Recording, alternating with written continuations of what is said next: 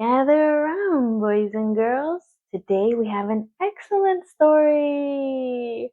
It's called Harold and the Purple Crayon. This must be Harold, and this must be his crayon work. Let's see what kind of adventure we get into. Harold and the Purple Crayon by Crockett Johnson.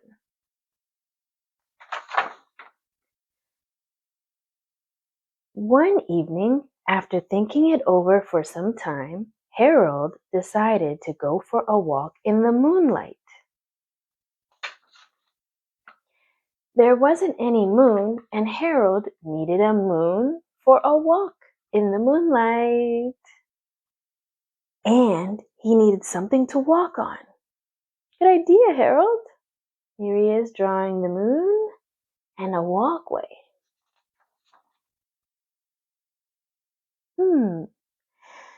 He made a long straight path so he wouldn't get lost. And he set off on his walk, taking his big purple crayon with him. But he didn't seem to be getting anywhere on the long straight path. So he left the path for a shortcut across a field, and the moon went with him. The shortcut led right to where Harold thought a forest ought to be. He didn't want to get lost in the woods, so he made a very small forest with just one tree in it. It turned out to be an apple tree. The apples would be very tasty, Harold thought, when they got red. Great drawing.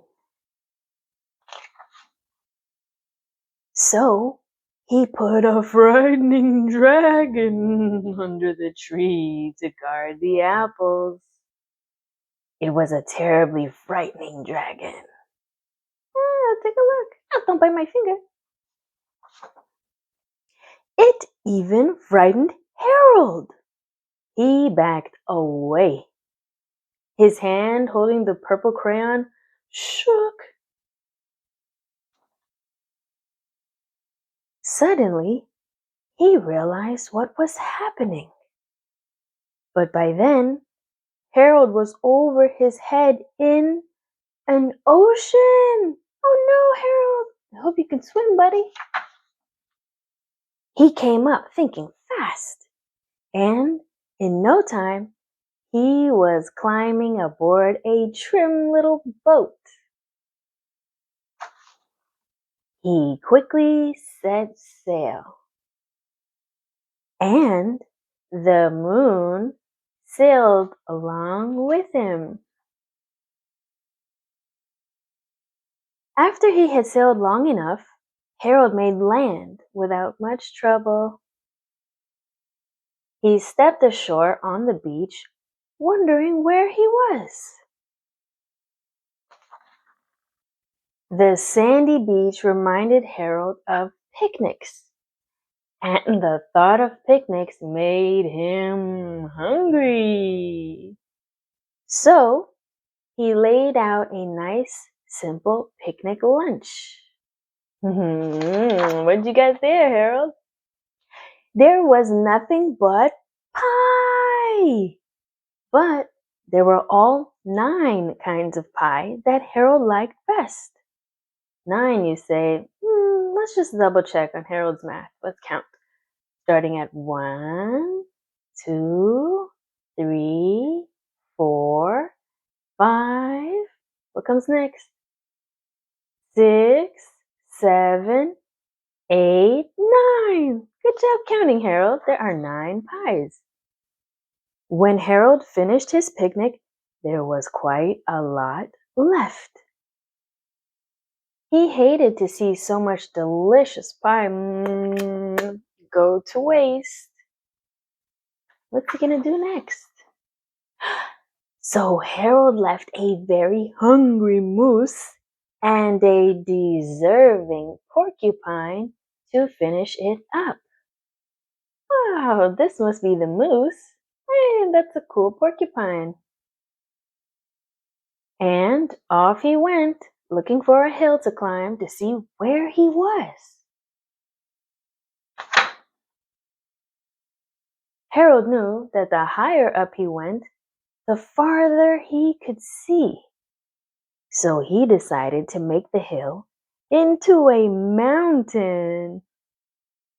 If he went high enough, he thought he could see the window of his bedroom. Whoa, you're up high! He was tired and felt he ought to be getting to bed. He hoped he could see his bedroom window from the top of the mountain. But as he looked down over the other side, he slipped, and there wasn't any other side of the mountain. He was falling in thin air. Oh no! But luckily, he kept his wits and his purple crayon. He made a balloon and he grabbed onto it.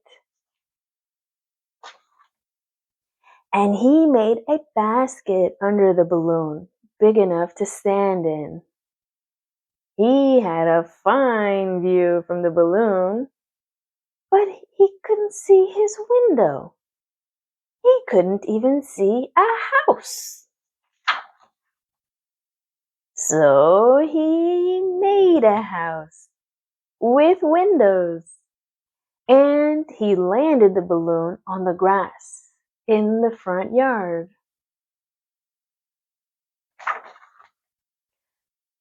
None of the windows was his window. He tried to think where his window ought to be.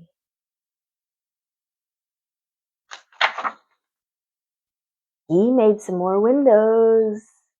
He made a big building full of windows. Wow, Harold, those are not your windows. He made lots of buildings full of windows. He made a whole city full of windows. Jeez, Harold. But none of the windows was his window.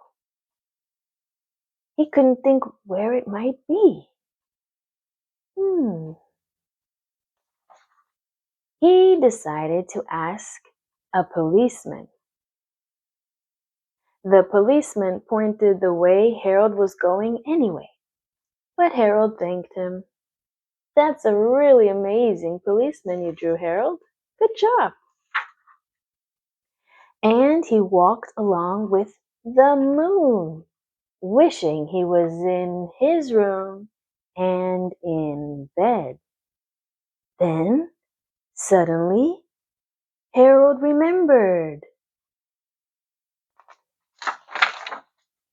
He remembered where his bedroom window was when there was a moon. It was always right around the moon. And then Harold made his bed. He got in it and he drew up the covers. The purple crayon dropped on the floor and Harold dropped off to sleep. That was an amazing adventure, Harold. I'm so glad he found his way home. See, the story is about a little boy who went on an adventure in his mind and with his crayon. I wonder, what kind of adventures can you draw? Have you ever tried to make a whole world on a piece of paper with just your marker, crayon, or colored pencil?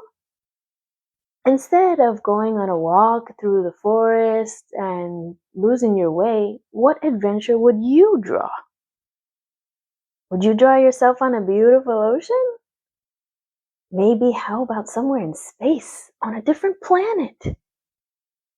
Well, that is plenty of adventure for you to think about until the next time where we're on our next reading adventure together. Thanks for stopping by.